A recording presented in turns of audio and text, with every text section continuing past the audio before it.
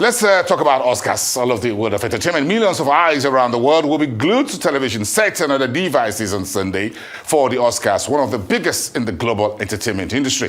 According to Allianz Global Corporates in Specialty, new outlook on the sector, the Glamour revenues and audiences may be returning post-pandemic, but there are emerging risks for this multi-billion-dollar industry.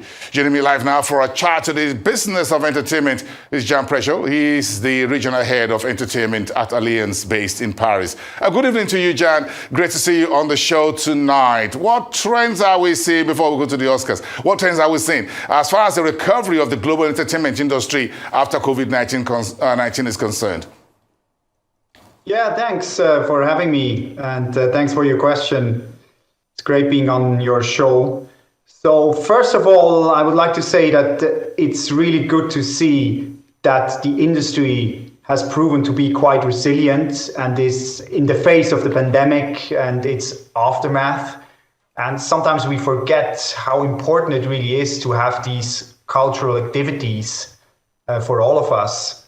So I think a few numbers to support the claims that we're seeing a recovery. So box office is ringing again, with numbers being up 27% from 2021. And according to PwC, we can expect live music revenues to exceed pre-pandemic levels by 2024. So that is, of course, also driven by subscriptions to digital music streaming, which in the end also leads to more music being recorded. But even for live theater, we see a comeback with rising receipts and attendances. So all good signs for the entertainment industry.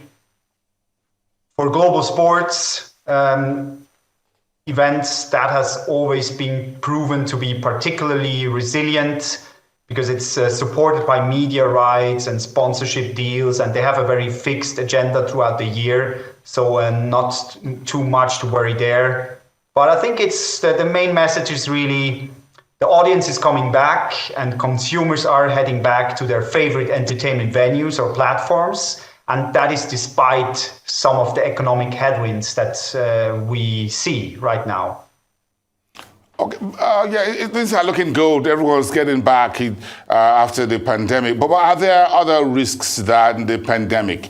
I'm sure we spent the last 3 years talking more about the pandemic. Are there new risks that you're seeing over there at Allianz? And what are your suggestions on how this could be mitigated by companies and everyone involved? Yeah, of course, there are always new risks, aren't there? I mean, the COVID crisis, I think the pandemic has just shown that the industry must continue to keep a close eye on its safety protocols, particularly if there were to be future pandemics or similar events. We've seen many countries in which filming was able to continue in a very contained environment, so a sort of bubble with a lot of testing going on and sometimes also government subsidies. So I think one important factor is keeping that level of resilience. But of course, there are other emerging risks. We see a lot of weather hazards increasing. That is a concern, and also crowd safety are some of the key risk concerns that we see and that the entertainment industry needs to monitor closely. So the climate change, that's another driving factor for concern. So the more we have abnormal weather-related events like heavy storms or flooding or bushfires, for example, that these lead inevitably to havoc, and also for live events, both in terms of cancellation exposure, what can happen, but also, of course, in terms of damages to human safety. Well, I'm sure, John, look at these safety protocols when it comes to perhaps accidental shooting on set, for example, when movies have been made. We've seen a major particular instance in which fatality actually occurred. So is this something new that can be mitigated, or it just have to happen, then the industry will have to deal with it? Yeah, I mean, it's really all around what I've said in terms of the safety protocols. I think it's really, really important to keep that in place and be very, very very very in a kind of way meaningful of what these risks can be. But at the same time, you cannot foresee everything, and that's also where we step in as insurance, for sure. There are unforeseen events always, and you just need to make sure that you have everything in place in terms of safety and security protocols that you can mitigate and reduce these risks as much as possible. Okay, Jan, so is Allianz going to the Oscars this weekend? How are you going to the Oscars? Are you going to Los Angeles? In the manner of speaking. What's the big picture? I wish we could. I mean, we do it.